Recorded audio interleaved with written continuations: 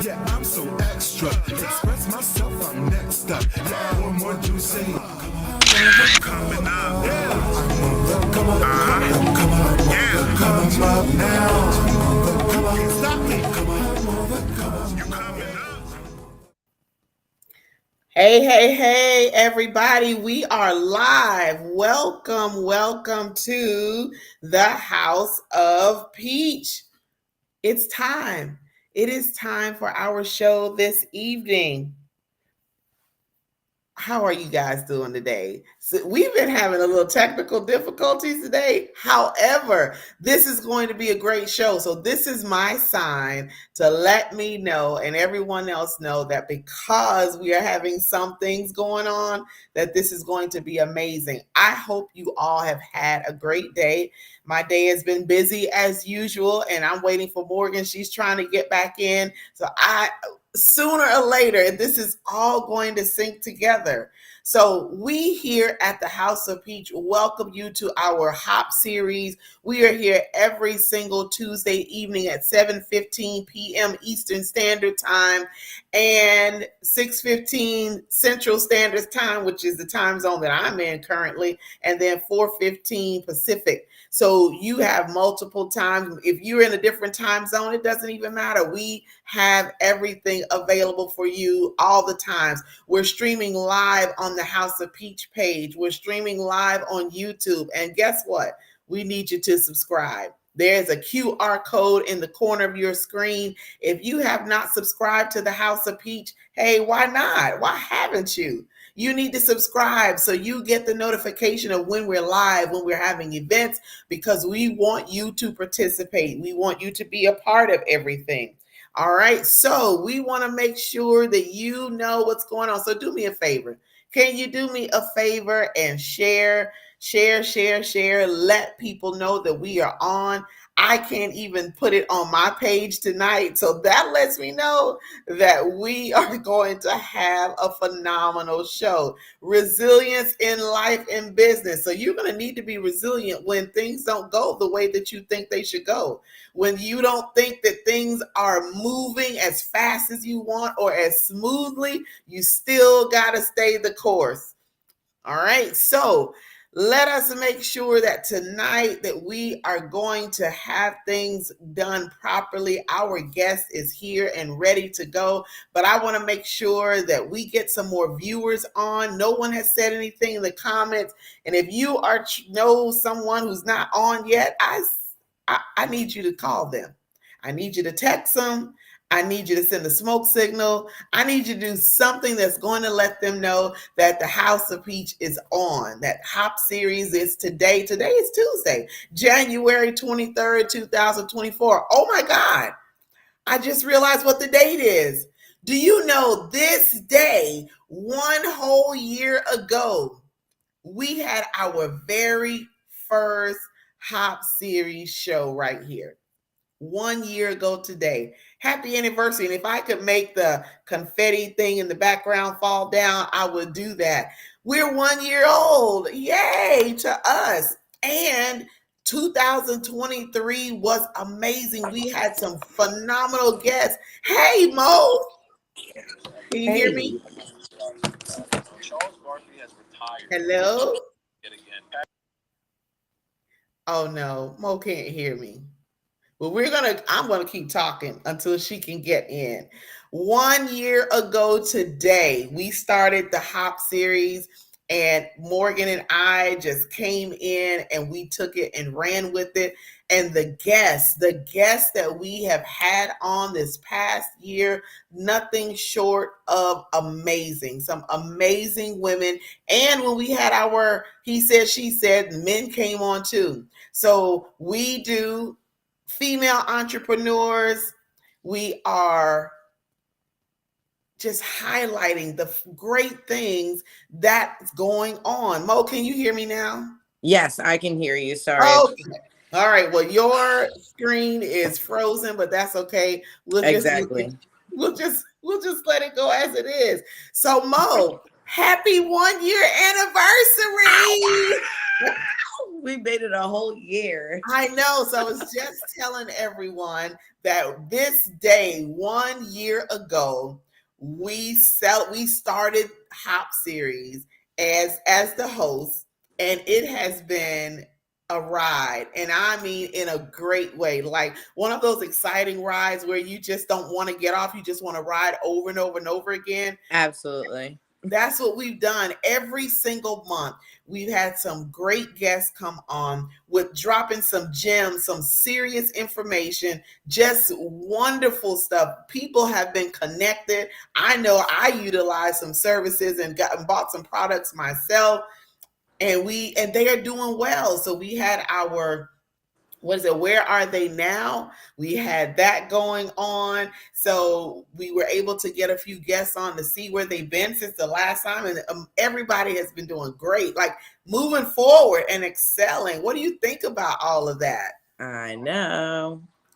No, it's been great. It's been great. And then you, being the genius that you are, came up with the he said, she said. Oh my goodness. So We've the been having last fun with two, that, haven't we? say what now? I said, we've been having fun with that, haven't we? We have been. So Morgan came up with the title. So the last Tuesday in every single month, we have he said, she said. And it's topics where we have male and female perspective, bring them on. We discuss a topic, and we've had some great guests come on to give their input. It's been good. It has been really good. So if y'all thought 2023 was good, oh, I want you to fasten your seatbelts, because 2024 has been, these past 2 weeks, 2.5 weeks have been like, oh my goodness. And we're booked up until like May, June. Yeah. Yeah. It's been crazy. And it Oh, only started just a few weeks ago, you know. I know. I'm excited. Hello, Jason. Thank you so much. Yes, One thank you, year. Jason. Yay. So make sure you share this out. Let people know that we are on. I know I can't even get it on my page right now. I don't know, but it's okay. We're going to make it. This show is going to be great tonight. So what do you have to say to the people today, Mo? About my day? What? Look, I'm Yeah. still over here trying to get myself together because I'm frozen, and you just throwing me on the spot. Like, Come oh, on, you can handle it. You I'm trying got to it. get You my know how life we together. do. We take it and we roll with it. Look, what We is the do. title? You got to be resilient. You got to be resilient. We can handle it. You got it. You got it. I'm gonna give you a moment. We're gonna give Mo. Let's give Mo a moment. Let's give her a moment. Oh, and then she's gone. Oh my goodness gracious! There she is. No, I'm here. I'm here. It was just a little backlash from before. Okay, we're here. We're good. Yes, like you said, resilient. It's the bounce back. We just keep moving. But my multitasking ticker is a little on the slow side at the end of the day. I've been a little fried. But yeah, today I'm actually super excited. Because talk about resilience. We had to do a little switcheroo. We are rescheduling our guest for this evening, who was her name is Jo Peters. She unfortunately has been delayed where she was. She was in beautiful Puerto Rico and is having a hard time getting back home. So with that being said, talk about bounce back. Our guest today, first off, April, like I didn't even get a chance to, like, I dabbled a little bit about our guest today, but she is absolutely amazing. I had a ton of fun talking to her. I felt just like when you and I met, it was like a girlfriend. We could sit down on the couch and just be like, girl, tell me. And she just can just unpack and pour and laugh and joke, full like high energy. So beyond being a fitness coach, Tabitha is a best-selling co-author, a speaker, a life and business coach. Her diverse skill set and passion for helping people achieve their dreams have made her a sought after mentor. And Tabitha's podcast, where she has a podcast where she shares inspiring stories and insights and adds another dimension to her impactful presence. So her journey epitomizes resilience, determination, and the pursuit of dreams, leaving a positive impact on those fortunate enough to cross paths with this energetic and inspiring individual. So, like I said, energetic and inspiring. Tabitha is here to talk to us about just resilience in life and in business, all the way, y'all, from, you ready? Where? Nebraska. Okay. Before long, we will have had a guest from every state. state. That is the plan. That is the plan. Y'all better be ready for us. Y'all are not ready for what we have going on. Okay, I am excited. I have questions. I want to hear everything that she has to say tonight. Everything. So we're going to bring her in. Come on in. There we go. Hello. Hi. Hello, beautiful ladies. How are you? I'm doing great. How are you all? Like, you got like your, I didn't know it was 1 year anniversary. Like, I feel like I should have brought a gift or something like that or something. Like, dude, that's awesome. Good crap. Hey, you are the gift. You are the gift. I gotta bring it. I gotta like bring it, right? Oh yeah. You gotta. We know you will. We know you have some great gems and nuggets to drop on us tonight. So we're ready because I have my pen ready and I got some paper somebody close by. So if I have to take some notes, I'm ready. Yes. So first off, Tabitha, I was like, give our audience a little bit about yourself and what gets you, I guess, excited and up in the morning. Oh, awesome. Yes. Well, whenever people read my bio, I always tell them, I like give them information. I'm like, but you don't have to read it verbatim because I just think it sounds like pompous or whatever, you know, like when you, I mean, I'm not old, but like when you say it like that, I feel like I should be 60 or something like that. So I live in rural Nebraska. I married my high school sweetheart. We met when I was 15. We've been together 23 years and we have 5 beautiful daughters. And, you know, that always causes a little break in whenever I'm speaking. But yes, we have 5 beautiful daughters. They range from 14 to 1.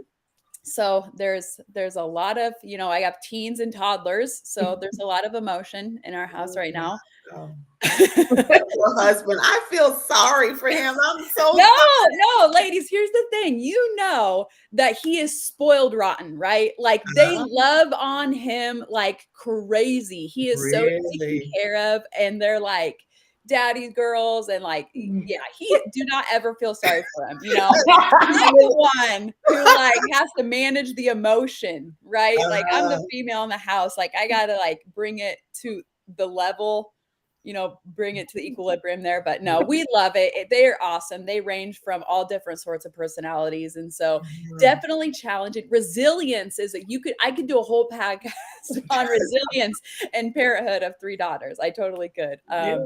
But yes, so me and my husband started real estate investing when I was 19 and he was 21. So almost 2 decades, which is, again, makes me sound old. I don't know. And then we knew really early on that we wanted to be entrepreneurs. And honestly, it's just because I don't like to be told what to do by somebody else. So I was like, I got to figure out a way. And I live in a very rural town. So, you know, when I got introduced to like fitness coaching, fitness training, fitness instructing, I just fell in love with it. Because honestly, like I loved what it did for the body, but for the mind as well. And then the camaraderie when I was doing like group exercise coaching and things like that. And I didn't realize, but God had planted those seeds in me many years before, and I just dismissed them. And he did it because when I went to a group exercise class, it was a kickboxing class, and I love kickboxing. So I went all the time. And one of the instructors was sick, and she's like, you could teach this class.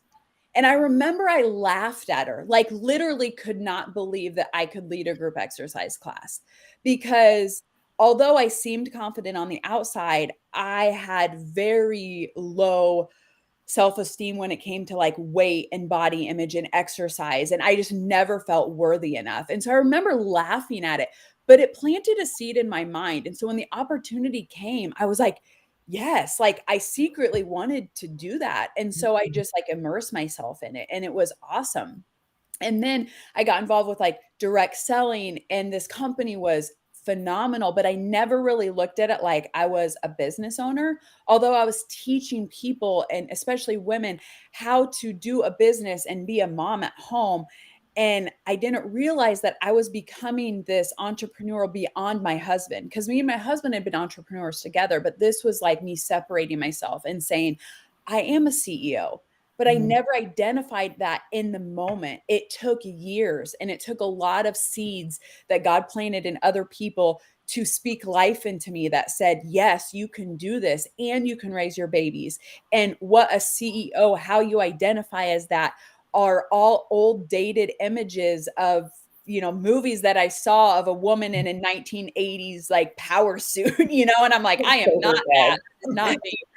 And dropping my kids off at daycare and working 12 hours in an office. And that's how I viewed it. And so as the layers peeled back, resiliency really became almost an identity, Mhm. because it wasn't that I was like it wasn't like if I was going to go through struggles, it was when I went through struggles, how fast can I bounce back? Mhm. And figure out that problem and find the solution, and then go and help other people figure out that problem and find that solution. Because I knew I loved helping people. I always wanted to be a counselor. I actually wanted to be a marriage counselor.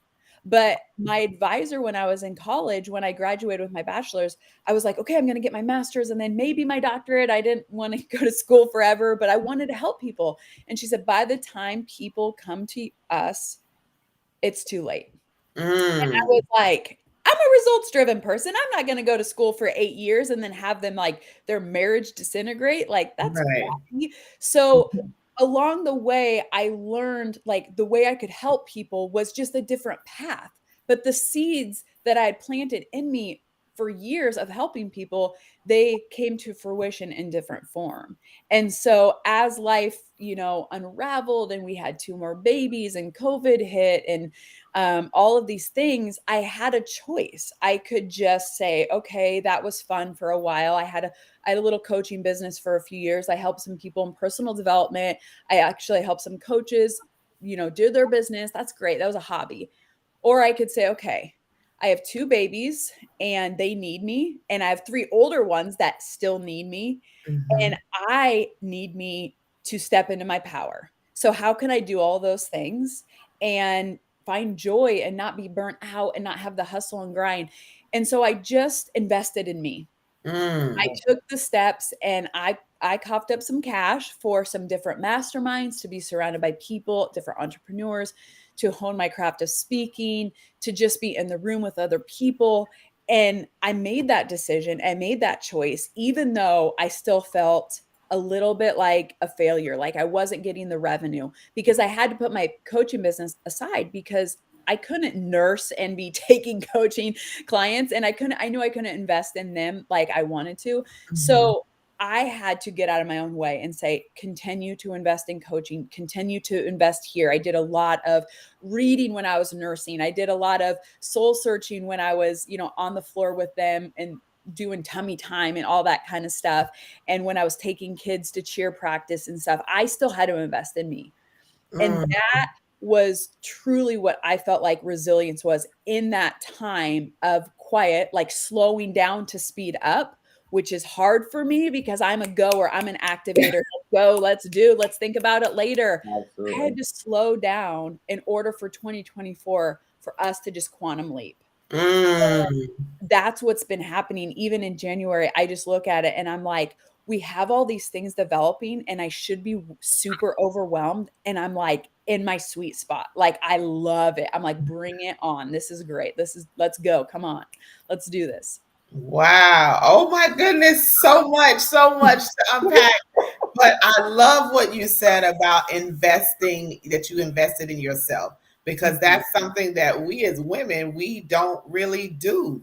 Nope. And then we get to the overwhelmed stage and then we want to give up because Yeah. uh, And I'm glad you said that you put your money together to do what was necessary to invest Yep. in you, because a lot of times we don't do that. You have their classes are available, the workshops are available, and we find other things to do. And then when we're in the same spot we were in 6 months later, we're still where we were, then we're upset because we're still Yep. there. But you have the opportunity to get out of that and to move forward. Soul searching is vital. I've been doing that for me personally for over a year and a half, and really getting to know myself and the things that make me tick and the things Yes. that make me upset, and where my heart really is and all of that. So, those of you that are listening, that soul searching is so vital. Now, I want to ask you this. Yes. Was that any point, did you have any point during this time where you were like, I can't do this, I just too much, I'm done? And how did you navigate through that to get over it? Every Wednesday. No. Okay. So, I mean, there are so many moments that I've been literally like on my bathroom floor in the fetal Mm, position during nap time, and it's like tears are running down my face. And I just spent like, 5 figures on a coaching program that I thought was going to get me to my goal. And, there was a stuck moment of mm, moving forward and just that desperation. And the enemy knows my weaknesses. yes. And it's just like he just digs in there. But you know what? He knows my weaknesses, but God knows my strengths. And I Mm-hmm. have the Holy Spirit in me. And I don't know what your belief system of here is, but like for me, it's that or Oh, that. we believers. We believers up here. So every time that I have those moments, it's in that voice that's like, but you're gonna get up and you're gonna Yeah. wipe your tears and you're gonna go and you're gonna do one thing, just one thing. And it doesn't Mm, have to be all the things. It's just one thing. And the enemy has always wanted me to muzzle me, like my whole mm, life. He has put people, as much as God has put people in my life to help me along the path, because mhm, Satan is putting people in my path to muzzle me. If you're too loud, you're too energetic, you're too much, you're too this, you're too that, stop speaking, like all the stuff to mhm, muzzle me. And I believed that because I was little and I didn't know any better. mhm, But again, there were other people that were like, but you're so energetic and you have, so much to speak and you're inspiring. But I think as women, it's like we accept the negativity and we deflect the positivity mm, because somehow it makes us humble mm. or it makes us like, seem not as arrogant. I'm not arrogant when I say the strengths that God gives me because I know where I get them. And Right, without right. him, I would be a complete mess. And I was for a lot of years. And Mhm, so, with that, in those moments, it's like, just remember, I'm like, Tab, remember why you're here and that you don't have to have, I'm a visionary. So I mhm, see things big. And if I don't have them, then sometimes I'm like, oh, like I want to quit, and it's like, okay.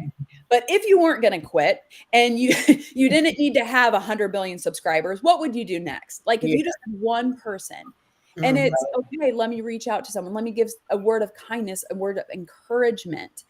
And like, how can I serve? Whenever I get self-inflicted of like, poor me, or why am I not more? I'm like, the first thing I think of is how can I serve somebody else, whether that's even my children or my husband or somebody else. What kind word or word of encouragement can I go live and just speak life into somebody? Because then it's like, okay, this is why I'm here. This is why I'm called to serve. We all know what lights us up. mhm, But because it's not like somebody else, we play the comparison game. Then we mhm, think, oh, I shouldn't do that. Like people will say, well, Tab, I don't have your energy. I can't speak like you. Well, that's a good thing because not everybody is receptive to my speaking, but they're mhm. receptive to yours. Yeah. And I'm a fast pace, and some people are slower pace. They like more one on one. My husband's amazing at one on one connections. Mhm, And so he can sit down and we can look at our differences and our weaknesses and think, oh, I wish I was like that. Or we can pour into our strengths and say, okay, God, give me more of that. I promise that I will use this for good if you just give me more of that. And you mhm, shared that you are working on your soul. And so mhm, we do a lot of self-care, right? Like women, it's like, okay, we're okay with like doing a spa day or doing a mask and doing this. But what about your soul care? mm, What are you doing to really, I mean, truly get to your soul? of what lights you up. What are your dreams? What are your passions? And they're not wrong because they're not like everybody else's. Yeah. And so stop comparing and work on the soul more than the self, because the self will emerge when the soul is on fire. And when Yeah. we do with that, our Mm. calling, that's what it is.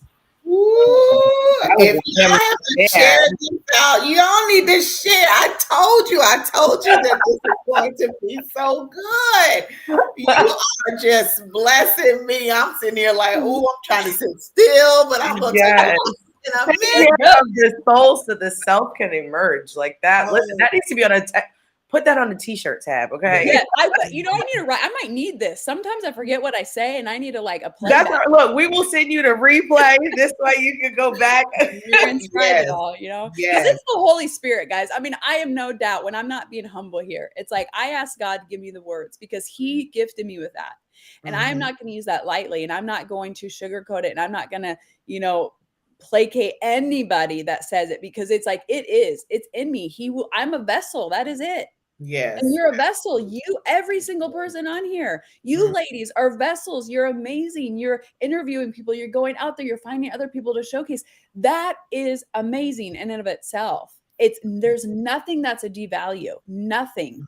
And that's what I love about when you truly use your gifting. The Holy Spirit, He will emerge in it, and He will give you what you need. Yeah. Every single Absolutely. time. I love the planting seeds. Yeah. Yeah. Yeah.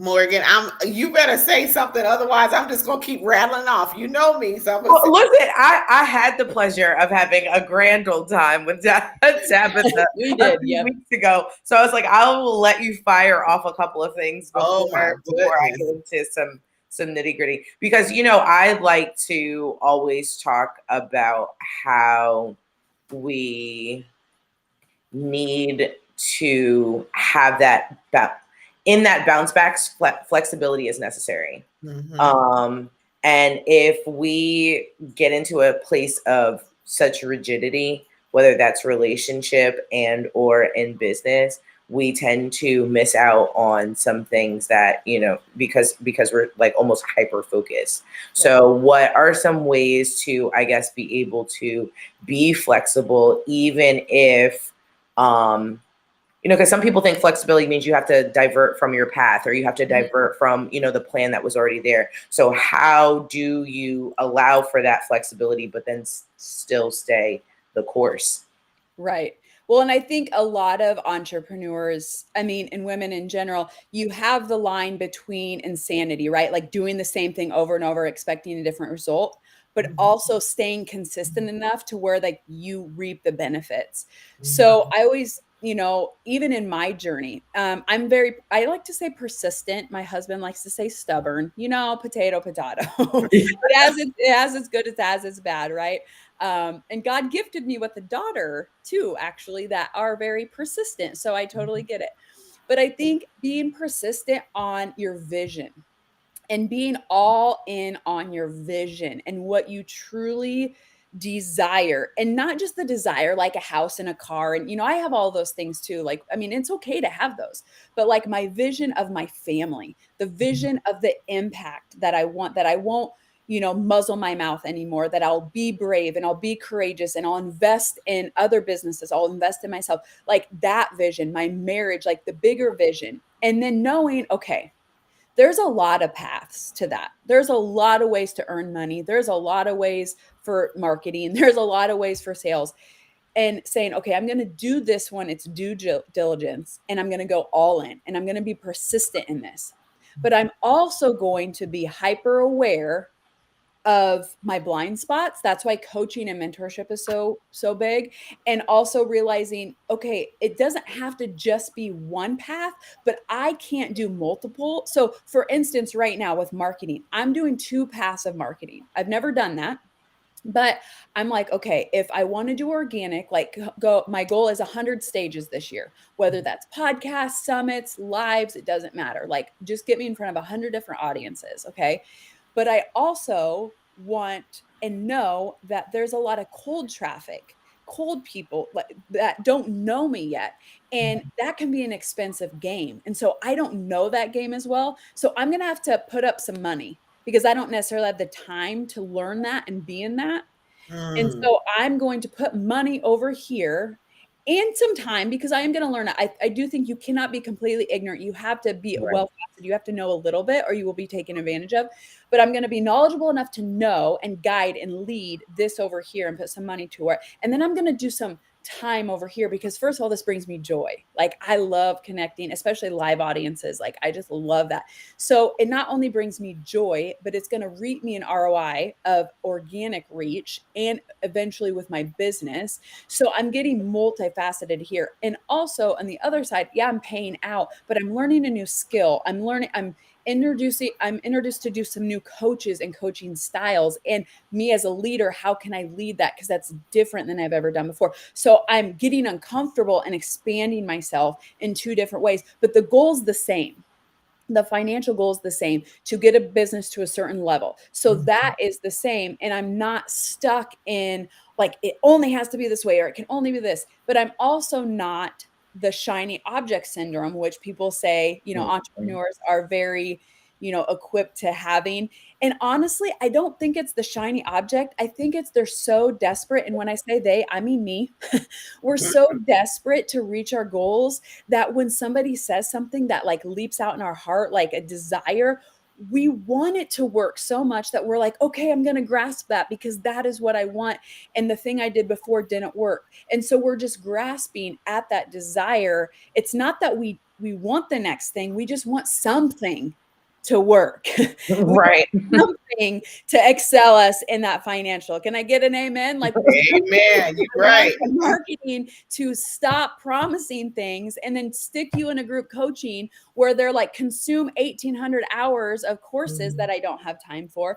And I might stick you with a coach that may or may not know what to do. And yes, connect with people in a Facebook group. I mean, it's like crickets in there. Let's be honest, And so we're grasping for that because we desire a life better than what we are. We don't want mediocrity. We want that life of abundance. We want that life of just more more impact, more love, more joy. It's not just about money, but we know that money can help and it can serve and it can impact. Yes. So I really focus on, and currently this is something, is really hiring the right people and really being discerning with that. And then and knowing that I can't do it all. And then where my gifts are, really pouring into that and how that can reap me an ROI. Because I can't keep doing what I'm doing if I don't have some sort of income coming back. And I know I can reach people at a higher level when they invest in me as like a coach, or even in my podcast or whatever. When they invest their time or their money, they're going to elevate their life. And so I do know the importance of that. Yeah. I absolutely love that. I definitely heard that, in that bounce back, you should be expecting that propulsion to be taking you a lot further than where you are. So just because it's a fallback or a pause or a pullback, this is only to be able to allow your reach to be a lot further once there's a let go. Yes. Yep. I mean, just think of a rubber band. Yeah, right? absolutely. Like when you get a rubber band, it's like it's so stiff and you have to extend it and then you bring it back. Then you can't just keep extending or it's going to break. And I feel like that was what I needed for the past 3 years. And trust me, it wasn't a break, guys. Like I had a newborn and another kind of newborn. Like they're 14 months apart. Like, oh, wow. And a teenager and a preteen and a middle. And so, I mean, like, but my mind, I feel like that is what really built the resiliency, because in those really hard times, and my husband farms. And farming the last 2 years has just been really, really hard with what the economy goes through. But we always said we were not going to let the economy run the way that we saw our life. Like it might be a step back, but it was definitely not going to pull us back. It will be a set up for what we're really called to do. And we weren't going to live in scarcity, because we both grew up very scarcity mindset. And I said, I will always have this abundant mindset, because if we're scarce, and we're scarce with our money, and we're scarce with our time, the economy suffers even more. And I feel like entrepreneurs are the ones that are going to bring us out, because they're not going to think scarce. They're going to think abundant. They're going to keep going out and buying houses and going to restaurants and buying from boutiques and small business owners. And those business owners, don't have to shut their doors, and everybody else is going to like close fist it, but we're going to lift up and we're going to go forward with that. So that's what excites me. Absolutely. Can you actually elaborate just a little bit on that scarcity, like especially with that mindset and how that survival mentality can honestly be more detrimental than positive towards growth? Yes. I mean, do you have like an hour or two? I mean, I've done a whole podcast on this topic. Exactly. Well, drop your cliff notes for right now. We'll get you back. Okay. I will. So, I mean, there are some people that didn't grow up this way, but a lot of the entrepreneurs that I talk with, they grew up and it was a scarcity mindset. Like for me, I like to say we're right above welfare. I mean, I remember being on food stamps. My dad worked 80, sometimes 90 hours a week, blue collar. My mom had an autoimmune disease, so she was bedridden a lot. And there was 5 of us kids. So, I mean, money was just not abundant. So I always like the phrases. I mean, you can put your hand up or put it in the comments if you've ever heard like money doesn't grow on trees, or we have to buy it on clearance, or I don't care if you're hungry, you're going to finish what's on your plate because that, wasn't free. And, all of those things. And all the money's the root of all evil, or only, bankers and lawyers and stockbrokers have money. Like those were the only things, like I told you before, I only saw a professional woman of like, giving up her soul to be on the corporate ladder. Like there was just no role models that I saw and no abundance happening that was good. And so I thought I was actually being a better Christian, by saving everything and being frugal and like having that kind of mindset. And when I got into this world and I learned abundance and prosperity, just thinking bigger than the money itself, like that's just a material thing. And what I thought my limiting beliefs were, because if you would have told me, someone could make $1 million in a year or be a millionaire, whatever, however you want to phrase it, like that was like euphoric to me. That wasn't even like, all I knew was to hustle, and all I knew was to work really, really hard. Well, guess what? If working hard made you a multimillionaire, then my dad would have been a multimillionaire by the age of 35, because he's the most hardworking man I've ever met until I met my husband. So it's not about how hard you work. It's about working smarter. Right. Human beings, the thing that separates us from animals, because I'm not going to be stronger than the elephant. I'm not going to be faster than the cheetah.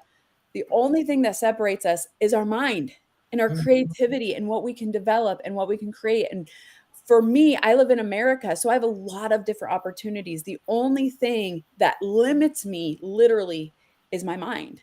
And so I had to listen to a lot of things to rewire my brain, and just the words that I would say. Like in my house, I don't like to say it's too expensive. My kids will say something like that. And I'm like, compared to what? What is that expensive compared to what? Because everything is relative. Or, that's too much, or they're rich. And I ask my kids like, well, what's rich? Because my girls ask me like, Mom, are we rich? And I'm like, well, yeah, really we are. I mean, in like what context? And words hold a lot of power. Yeah. And when we think we aren't something, we're not going to do the things it takes to get that. And I learned different levels of like how we're created and monetary value and value in general, because I'm like, I'm not saving lives. Like I'm not a surgeon, a brain surgeon. And so, you can compare yourself to different things and really feel devalued. But if we really paid people their value, then firefighters, police officers, teachers, they would be the multimillionaires, because they are the ones who are serving at a higher level. They're the ones who are helping our kids and educating our kids. And so it's really stretching the imagination when it comes to how you view money, what kind of hold it has on you. Are you willing to let it go? Are you really willing to let it go and see what happens? And what I mean by that is like, we're real estate investors. So my husband can go and spend $250,000, $500,000 on a house, because he's like, okay, my ROI of that is anywhere from 10% to 14%. And I'm like, okay, awesome. So, hey, would you go and spend $250,000 on some ads for me? Like go invest that in some ads for me. And then I will help the people. I'll do a high ticket code. And he can't quite grasp that, right? Because in his mind, that's not the right investment. And so I told him, I said, when you look at things as investment of what you can reap, if you believe in the source that can get it there, you're going to do it. And everybody has their cap. Everybody has their relativity moment. Everybody has their expensive then moment. And you have to really stretch that and go outside the norm to be outside the norm, because you're never going to save yourself to wealth. You're not. When you save it, you're hoarding it. Mm. Flourish in the Yeah. savings account. You have to release it. You have to go buy something from that boutique. You need to go to that restaurant. You need to go to that mentor and say, how can I build a business that's going to be 6 figures? And they're going to share it with you. And you go back and forth, and that flourishes into it, right? You have to invest in different relationships where they flourish and they, build businesses and they do things in the environment and the economy, so that we stop living like this. Everybody's like this right now because they're scared it's going to fall out. Well, guess what? We have been through a recession before, and we have come out before. And the way we do that is not living like this. We Yeah. live in a giving, serving, not being stupid with your money. You're not going out and just like racking up your credit. You're being smart with it, but you're not hoarding it, and you're not like sitting on it in your backyard because cryptocurrency went under or whatever is going on in the marketplace, or there's war. There's always been war. I mean, I hate that there's war going on, but guess what? There's always been war. And there's always been things that have made the market go up and down. We've been in real estate for 20 years. Do you think that we've seen the market go up and down? Yes, we have. The one thing is like we do not hold it, we release it. And that has been something really the last 5 years where I had to take time and go backwards. That has really hit me home and really nailed into what will bring us abundance is giving. Yeah. Mhm. Yeah. And so the law of sowing and reaping. Mm. You sow and you're going to reap. And Yep. I remember I went to a retreat the end of 22, and we did an assessment on what type of earner we were. And at that time, I was mine turned out to be an anxious earner. So every time I made money, I'm like holding on to it, like, oh, I need to hold it for this, I need to hold it for that. And then it seemed like I never could get ahead. No matter how much I held it, I never could get ahead. And then when I saw that, I was so outdone. Like, what? And then I began to do the release. If I saw things, so if there was a workshop that I wanted to take, Mhm. I would invest in that because I would see what it could do for me. Yep. If there was something that my kids wanted within reason, like I'm not Right. just going out, within Right. You reason, have to be smart. say, oh no, you can't have that. We got to just hold on to this, because my older kids, that's how it was. So I never really, every now and then I got them something, but it was more like, oh, we need to do this, we need to do that. But with my youngest, I'm like, man, she's traveled more than my three older kids, like everywhere. We've been everywhere. Yes. So now I am a lot more relaxed. But you said something so key. You gotta trust the source. Who is our source? God is the one that puts things in place and Yep. puts us in position to have opportunities. But if we're like this all the time, you're not going to ever encounter this opportunity, because He knows what you're going to do with it. Are you going to hold on to the talent, or are you going to go out and make more with the talents that He gave you? Yes. So now I take what I have and what's in me and what excites me. Let me see what else I can do, what else I can do. So I'm teaching class today. This is so funny. I was teaching class today because I'm in surgery. So I teach in surgical technology, and I just started at this new college, and the students, they're just kind of disgruntled, and they should be. But the thing was, what they were talking about and the issues they were having, I'm sitting here like antsy, because I know in the position that I am and how long I've been in the field, I could go in and fix this program and it would be amazing. Like, I'm like, oh my God, I just feel so like helpless. But that's my passion, is doing that and being able to go in, because I fix things. I'm the it girl. So I go into programs and situations and I fix things. And when I do, I feel so accomplished with that. So even in business, like when I introduce something to people in business and I see them take it and run with it, or in their personal lives, if I give them some information and they take it and run with it, it's like, yes, this is it. This is what I need to do. And I find that joy. So people that are watching, you find that thing that excites you, that motivates you, and you do that. Don't hold on and hoard what you have.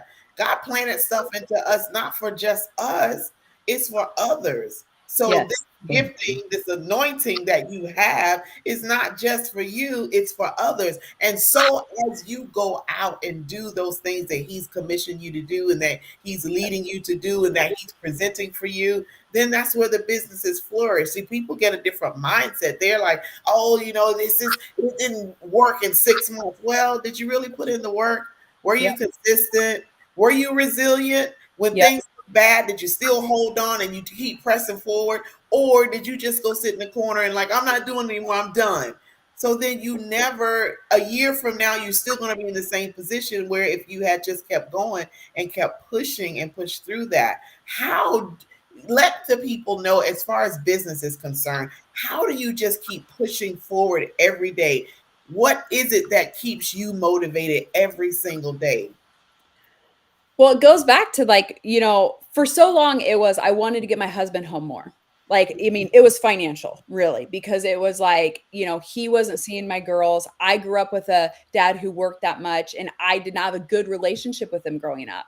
And my older sister didn't have a good relationship with him growing up, and so now I have a great relationship with him as an adult. But as a child, I mean, I AKA hated him really because I wanted him home more. I wanted him time with me. He was so stressed about money. And I said, when I get married, I don't want that for my girls. And Mm-hmm. we had that. So in the beginning, it was definitely financial, and honestly still is, because our real estate can be up and down and farming can be up and down. And I'd love to, and business can too, but I'd love to help give that more consistency to that, but I've never really been able to pour into my businesses like I am now. Before, it was like hobby in the nooks and crannies of the day when I was trying to raise my 3 older ones. Like, it was a makeshift of this hustle and grind, and we'd get some money here and we get some money over here. But for now, what's a deeper is like really what I'm called to do. Mm-hmm. Like I said, when I said I was going to do 100 stages this year, it's like, I know I'm called to speak and serve and empower people with my voice. So what can I do? So even if it doesn't reap a financial, and my achiever in me is like, Tab, you got to go get some money, like go do this and put the speaking off. I'm like, no, this is what I'm called to do. I know that I will reap these seeds. And Mm-hmm. so it's a kind of a combination of like, it makes me feel alive. It brings me a lot of joy. I know I'm anointed in that. But also, I want to monetize this because I want to bring some time freedom to my husband, and also to show people like it doesn't matter where you live. I live in a town of 400 people, y'all. Like, it is Wow. tiny. And that does not stop me from going out and becoming the multimillionaire. It went beyond being a millionaire. It's like multimillionaire. And looking at myself as an 8-figure CEO. What does that do, and what identity? I would have never even considered that even 5 years ago, of saying I'm an 8-figure CEO. But it's like, I see myself as that. So if I already see myself as that, then of course I have to take those daily steps. So that Yeah. resiliency is bouncing back from the things, like the everyday stuff, like my funnel broke, or like I gotta do the techie stuff, which I hate, and it's like I have to go in there as a leader and find out where it's broken so that it can come alive and we can produce that. So I mean, it's a combination, because I'm a dreamer and I Mm. have visions, and I love the beach, and I live in Nebraska, guys. There's not a lot of beaches. So it's like, if I want my beach house, I'm gonna have to get to work. So it's Right. like, I can be all super spiritual and be like, oh, I want, but it's like, I have things that I want, for our Mhm. family, and vacations. I'd love to go to Greece and Costa Rica, and those things cost money. And Yeah. so it's like, money is definitely a motivator for me. And I'm not ashamed to say that. And before, I might have been, but it's like, money is a motivator. But then also, like, what am I called to do? The parable of the talents. Am I going to go bury my talent in the backyard, and when I get to heaven, be like, okay, God, here's my talent. He's like, hey, you didn't use it. Yeah. And the thing is it's not about when we get to heaven. Like, we Mhm. can be a really great Christian. Like, if you believe in Jesus, you're going to heaven. It's about the blessings on earth. It's like, Mhm. what you use and how you are blessed on earth is how you use your gifts. And Right. really honing that skill, and like not being afraid of like going into coaching, even if it's investing or like courses, and just really sharpening my skill set. It Mhm. doesn't happen overnight. I mean, God gave me a voice, but he also gave me a voice that talked a lot and, all about me and is, and so it's like I had to hone that skill and I had to really learn to bounce back. And that's my podcast is actually called What Went Wrong, Bouncing Back from Failure. Because I Mm, feel like we learn from stories and we learn from failure. And yeah. the faster you can bounce back from that, that you're going to reap the reward. And then Mhm. in that reward, there's going to be another valley. There just is, whether it's health, relationship, money, like you're not just going to have one blunder and then like life's all good. You build that muscle, you build that. And I love how at the beginning of this, you said you knew that with the technical difficulties, you knew something great was going to happen because Mhm. that's same in life. Like if you're going through something right now, if you're struggling, if you feel like you're coming into your business, but like your relationship, you're fighting with your spouse or your partner or your kids. Like today, right before this, my middle daughter was like having a meltdown. And I'm like, Satan, no. Like she Mhm. is fine. I love her. You're not going to get in my head and make me feel guilty about coming on and doing this podcast. I'm not going to Yeah. use that as an excuse. I love her. I'm with her. It's not that I'm abandoning her, but in that moment, in that turmoil, there's a lot of, oh, I should be a better mom. I should be here. See, you're doing, like he wants to wedge in there. And I'm like, no, no, Mhm. I'm not going to let that. Or, my husband will say something, and I'm getting ready to go on a speaking thing and it like eats at me. And I'm like, no, this is what Mhm. I'm called to do. I know I'm a great wife. I know I'm a great mom. And I have to tell myself that because I don't always feel it, but I'm doing Mhm. that anyway. And that is what resilience is. It's doing it anyway, which is a tagline in our house. You do it anyway. You don't feel Mhm. like it, you do it anyway. It failed one time, you do it anyway. You Yeah. do it until it gets comfortable, then you do something else that's uncomfortable. Yeah. Yeah, we did that when we were kids and we were learning to ride a bike. Oh, You fall absolutely. off, you get back on. You fall off, you get back on. You cry a little bit, you scrape your knee, you get back on. And Yeah, eventually you're riding the bike, no training wheels, no help necessary. yeah. You started off and you go. So it's the same thing. But I like what you said too about seeing yourself as who you want to be or what you having what you want to have. Yep. So that envisioning that and speaking those things that be not as though they were. So you have to do that on a regular basis. Do you journal or do you have affirmations that you speak every day? I was really good at journaling and affirmations before my fourth daughter. And then sleep deprivation and not getting up and allowing my time, I'll be honest. But it's one of those things I don't want to like put it on my calendar, but I know that words flow a lot better in that moment. And I get a lot of like disgust out, like when you're frustrated and things like Mhm. that. I say a lot of things just in my head, especially if I feel like I'm not confident. And I just go inward and I'm like, okay, God, like I'm in my head. And I do like what we call still training, where like I'll get on a like exercise bike and I'll just like worship or like get all the disgust out, and then then I'll recite like who I am and like just pour it in. I feel like when you're physically depleted and you like pour that in, like psychologically it does a lot of great things. And so there's nothing specific, and I think that that's okay, and I'm giving somebody freedom here. Like it doesn't have to be this like, we're big on habits at the beginning of the year, right? Like, okay, if I journal, when I do this, because then if you miss it or you don't do it, then you feel like, oh, see, I'm not those things. Yeah. No, I embody these things and I shift and I move. And when Morgan was saying, like, how do you shift and move? Those are specific things. Like, I like to be rigor in them, but I don't like to be so rigorous that I am all or nothing personality. So if I don't do it a little bit, then I won't. But I do know that when I write more, then when I am doing content creation, it comes a lot easier. So I can do it the hard way or I can do it the easy way. And for me, it's just about like my two youngest ones, they still don't like to sleep. And I use that as an excuse, but it's like, when the alarm clock goes off and I'm just like 5 more minutes. And I know I should be, journaling and doing those things. Mhm. But I'm also, when I'm in the office, I'm in the office. But like I said, taking those little time and reciting them in the car, in the shower. I'm a shower affirmation girl. Like I Mhm. am in the shower and I'm like, who am I? Like, what is this? What vision do I see?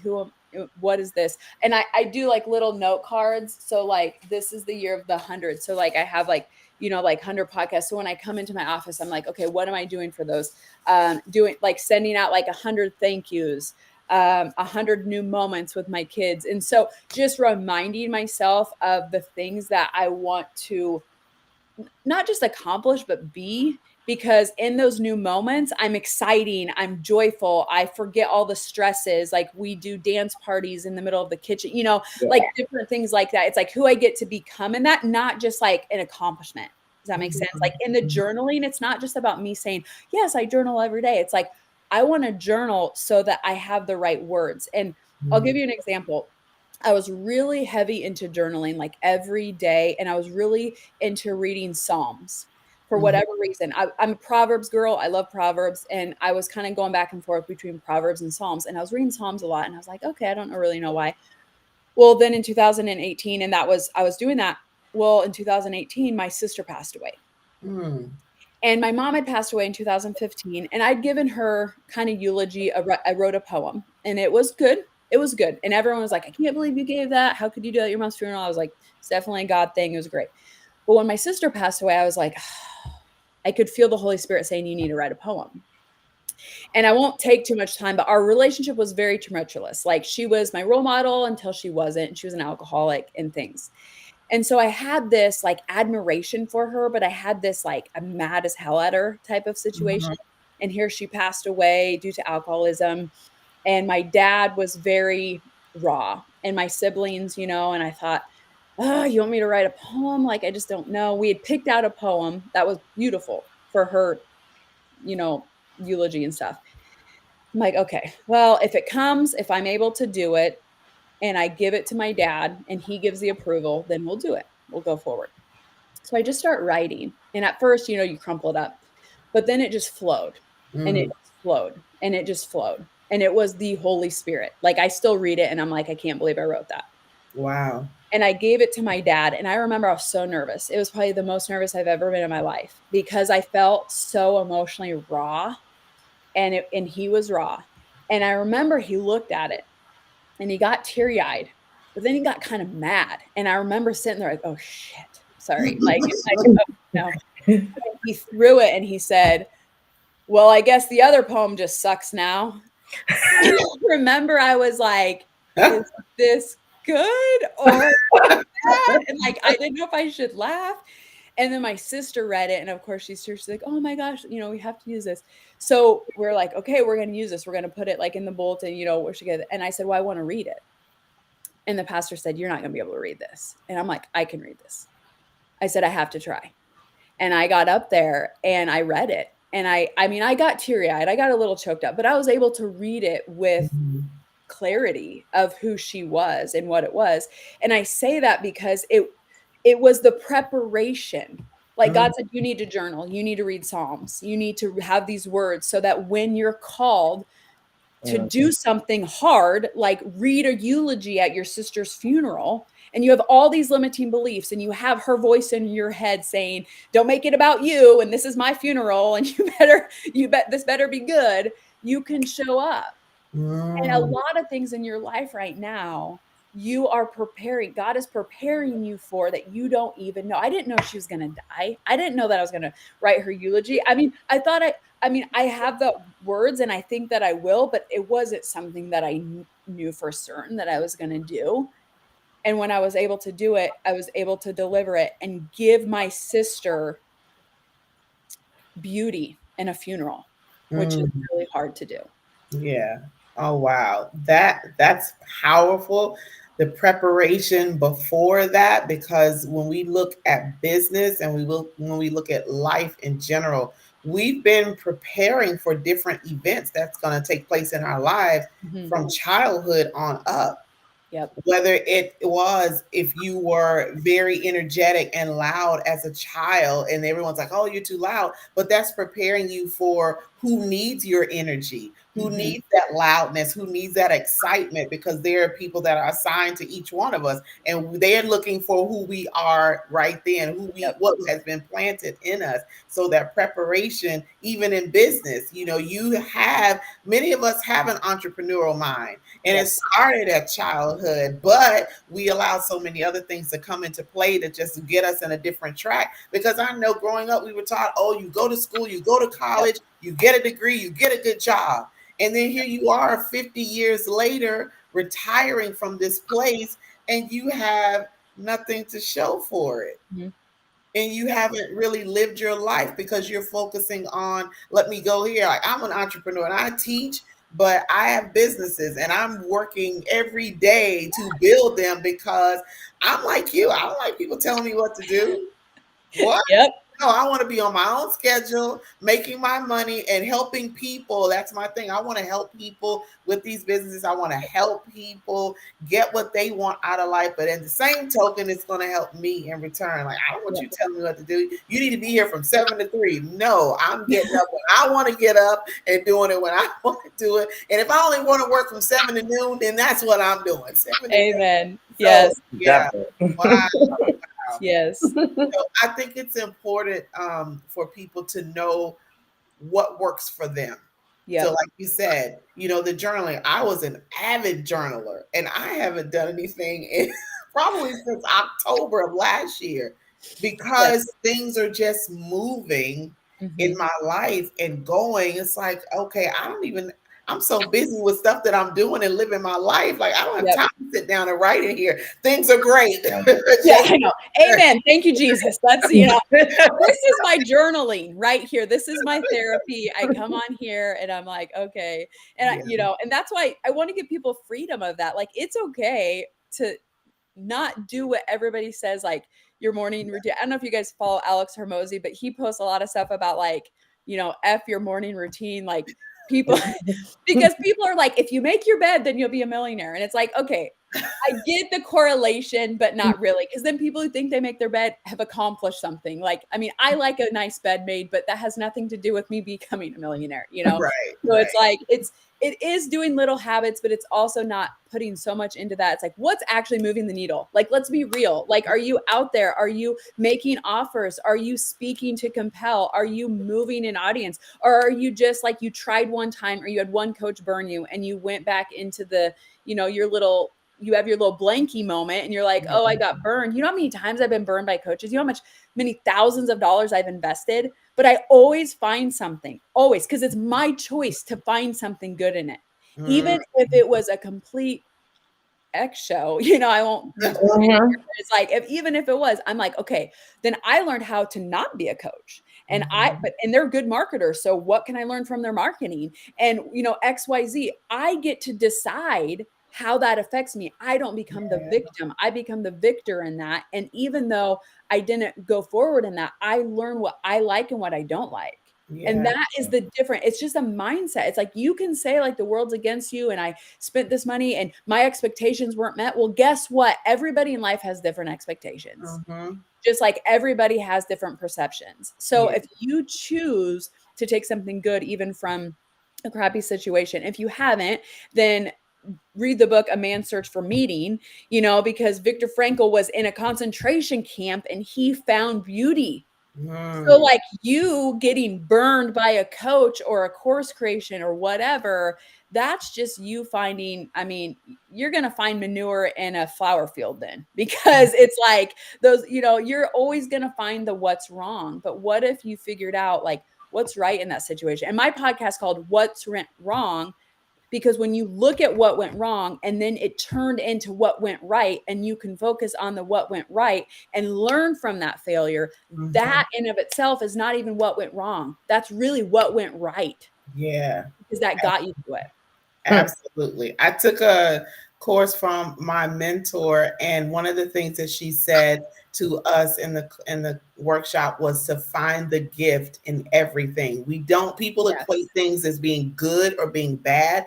Don't put that label. What was the gift in it? What did you learn? Even if it wasn't favorable or went in the direction that you wanted to go, there's still something good. If Yes. you were detoured, if you're on your way somewhere and you get detoured because of construction, there's still a gift in that. What did you see? What was around you? What Yes. happened in the detour? Like, look at that. Don't get mad. Like, oh my God, this is going to cut off time. Well, maybe this is detouring you to slow you down because there's an accident about to take place and now you are going to miss that.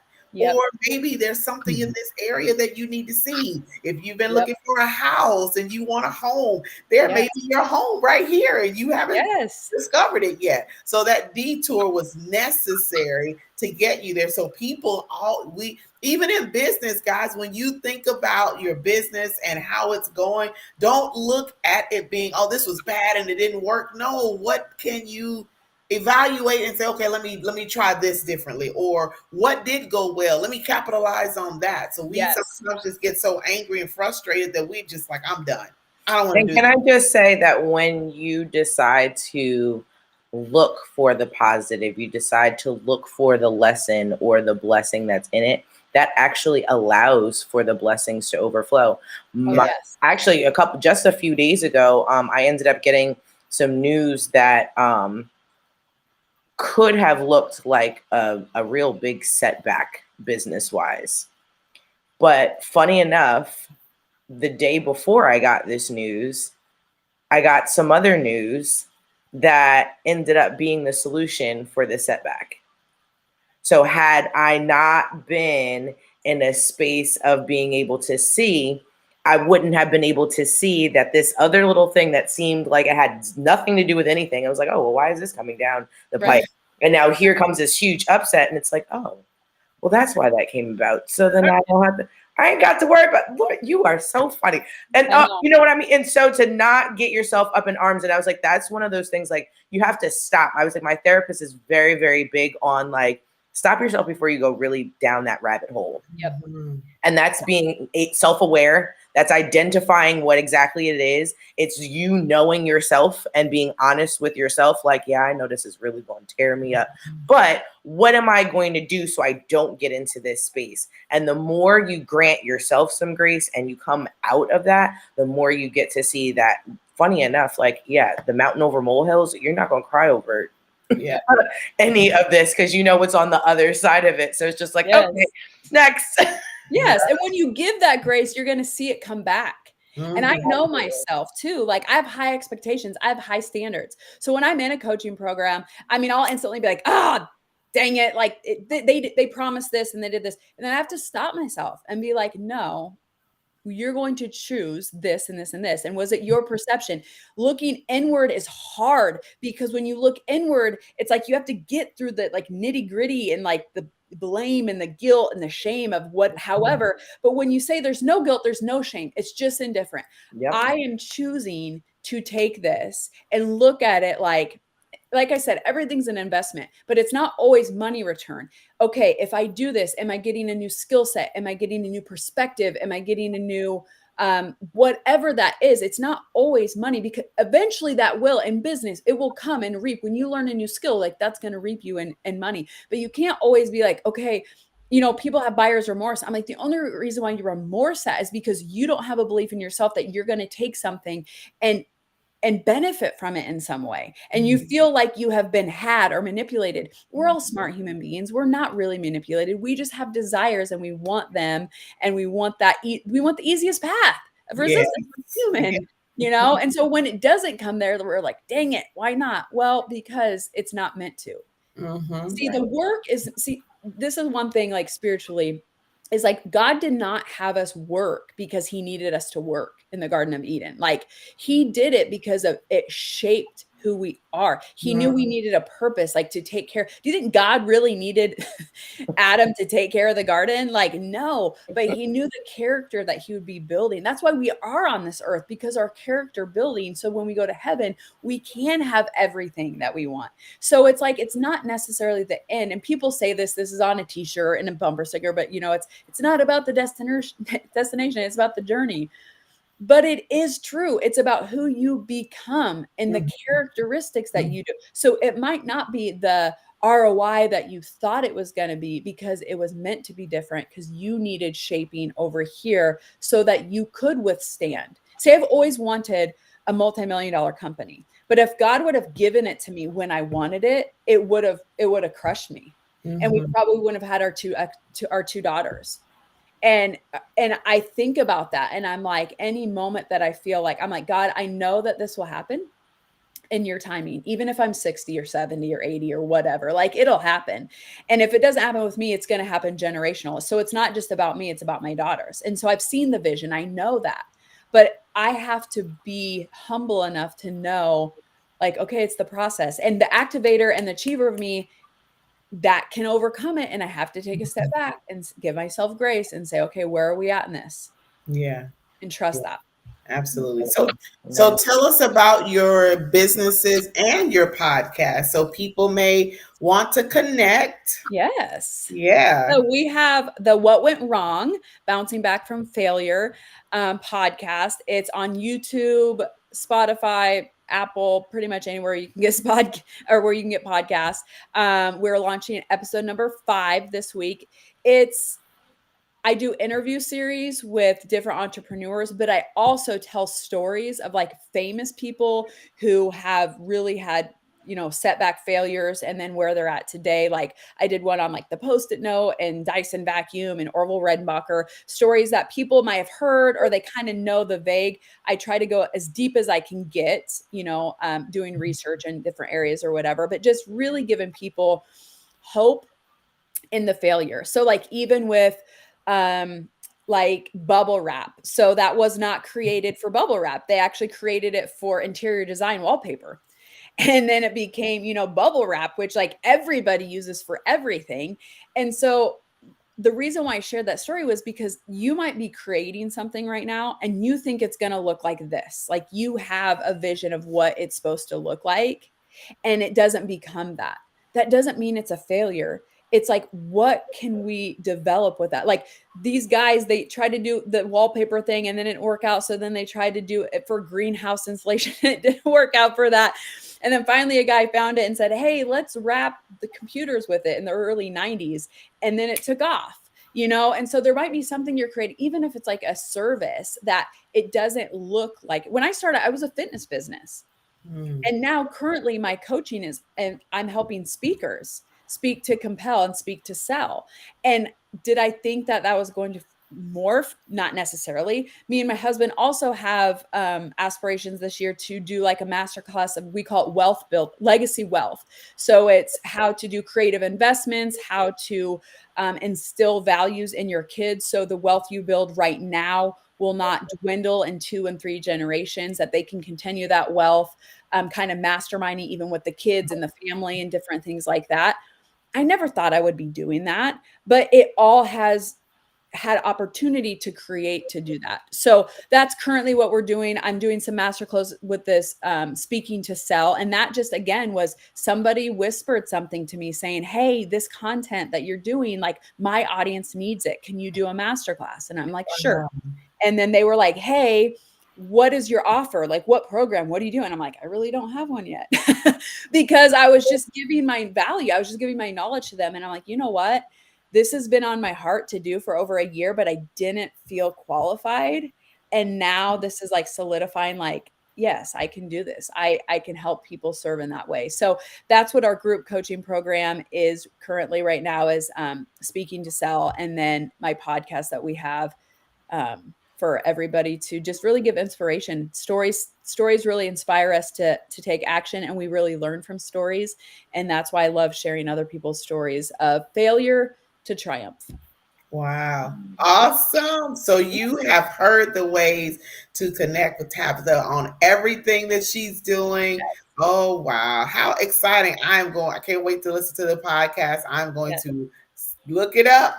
Yes. Look it up. I have a plethora of free trainings at tabstrainings.com. Okay. Everything that I've ever given in fitness, business, anything, you click the tab that you want, on there. I have like Fierce Fitness, which was my first business. So like different things on that. You can get freebie in any area, because I'm like, I have all this stuff. I might as well give it away, because it's in my vault. And so it's just kind of that library. And also it will be posted there for the next master classes that we host. Awesome. We like free people. Yes. Hey, y'all better go on there. Yeah. We like free stuff. So Yes. and that's great and that's why you have been as successful as you are, and then more things to come because you don't hoard it and say, oh no, I'm gonna charge for this. And no, you're just gonna give that. Here, take this. If it's gonna help you, then do that. We have enjoyed having you on. Oh, it's been fun. Oh my goodness.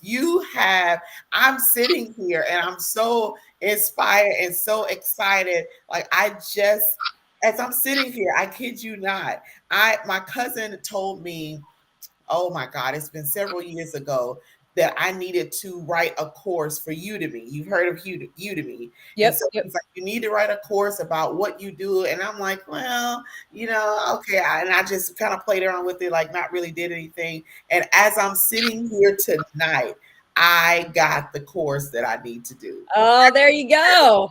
After years of, okay, I'll just leave that alone. And just sitting here. So I'm going to put this course together and put it on Udemy. Oh, whoa! Wait a minute. Breakthrough. Yeah, I love that. Yeah. So I'm excited about that. Thank you for inspiring me and coming on and saying all that you did that really resonated with me personally. I can only speak for me, and that. Oh my goodness. I feel I'm good. I'm good. Mo, what about you? Listen, as I said in the email, I really appreciate you just being ready and, on it and willing to last minute jump in. I was trying to figure out, we were going back and forth with trying to get like the right date and whatnot.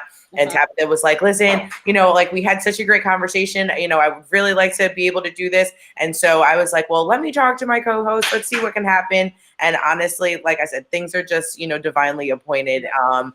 So I really do appreciate you just being ready. They say, be ready so you don't have to get ready. And if that is not just the epitome of that, I thoroughly appreciate you, Tabitha. Thank you so much. Well, I am honored to be on here. It's been so much fun. You ladies are so awesome. This has been awesome. I'm so glad that we got connected, and I am now an official Hop. Yes. Person. Absolutely. Exactly. We are the Hop family. Exactly. Hop family. Absolutely. Come right back in. Are they now? A volume, a part 2, if you'd like to as well. Yes.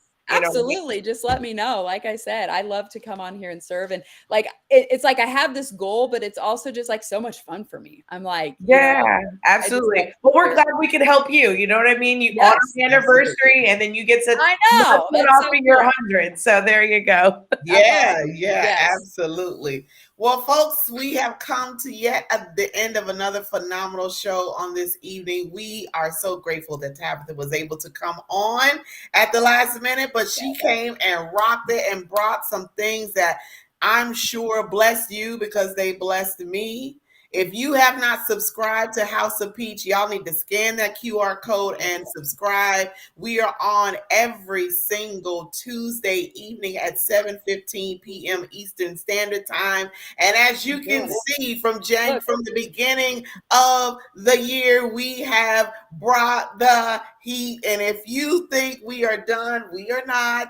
We are just beginning. And we're just revving up. This is our 1 year anniversary. How exciting. I think we'll go for 2. What do you say, Morgan? We'll go absolutely. Look, I'm here for the long haul. We're in it. We're in it to win it. We're in it to win it. Absolutely. We're going to do even greater things with House of Peach. We're excited. We are excited. So y'all join us again next Tuesday at the same time. Oh, and I would be remiss if I didn't do a shameless plug on my live. So if you don't know anything about, don't stop. If you don't know anything about these liquid vitamins, y'all need to check with me. This right here change your life. I can't wait for book 2. I am. I started last weekend, I think it was, on it. So it's in the works. It's in the works. And it's another 31-day devotional, and I have all 31 titles. And I was just trying, like, God, what am I going to do? How? And he says, you already have them written. They're already written. I'm like, where? He told me exactly where to go. And I'm sitting there as I'm typing, I'm cracking up because every single entry I already had. And I was like, That's this is amazing. wonderful. Yeah. So soon I will drop volume 2 of Intentional You, A Push to Destiny. So make sure y'all be on the lookout. But I still have copies of the first volume. So I need to get those out the way so the new ones can come in. So, oh, how exciting. So join us next week. We will have another great guest here on the show. We are booked, y'all, until June. Yeah. So if you are a female entrepreneur and you haven't been on the show, or you know someone, you need to let them know, hey, you need to get in contact with April or Morgan, or reach out on House of Peach page, something to get your name on the schedule, because we want to talk with you. We want to have a sit down on the couch and have a conversation and talk about your business, talk about your life and everything that you've done, because we want to inspire, encourage, uplift, and push people into the destinies that we know that they are to have. And our guests come on and give that information. They give that inspiration. They give you that push. And many of them give you the answer to the questions that you've had. So come on, join us. And we will see you all next week. Have a good evening and a great rest of your week. Bye. See you later. Bye-bye.